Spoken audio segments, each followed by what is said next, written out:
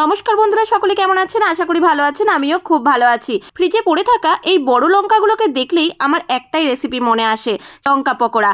কি রেসিপি? এই বড় লঙ্কার পকোড়া। প্রথমে লঙ্কাগুলোকে ভালো করে ধুয়ে নিয়ে পেটটা চিড়ে দিয়ে ভেতর থেকে সমস্ত বীজগুলোকে বার করে দিলাম। আর এদিকে একটি পাত্রে বড় চামচে 3 চামচ বেসন, হাফ চামচ কালো জিরে, হাফ চামচ হলুদের গুঁড়ো, হাফ চামচ লবণ আর সামান্য একটু খাবার সোডা দিয়ে একটা ঘন ব্যাটার তৈরি করে নিলাম। ব্যাটারটা খুব ঘন হবে না, খুব পাতলাও হবে না। আর এদিকে দুটি মিডিয়াম সাইজে আলু আমি স্ম্যাশ করে নিয়েছি। পরিমাণ মতো লবণ, জিরে গুঁড়ো, ধনে গুঁড়ো, কাশ্মীরি লঙ্কার গুঁড়ো, ঝাল লঙ্কার গুঁড়ো, পরিমাণ মতো লবণ, কুচানো ধনে পাতা আর হাফ চামচ চাট মশলা দিয়ে আলুটা ভালো করে মেখে নেব। তারপর আগে থেকে কেটে রাখা লঙ্কার পেটের মধ্যে এইভাবে আলুর পুরটা ভরে দেব। ব্যাস, সব লঙ্কাগুলো রেডি হয়ে গেছে। এরপর বেসনের ব্যাটারের মধ্যে চুবিয়ে ফ্রাইং প্যানে আমি সাদা তেল গরম করতে দিয়েছি। ওটার মধ্যে এক এক করে পকোড়াগুলো লাল লাল করে ভেজে নামিয়ে নেব। সব পকোড়া আমার রেডি হয়ে গেছে। আপনারা একবার ট্রাই করে দেখতে পারেন। টাটা।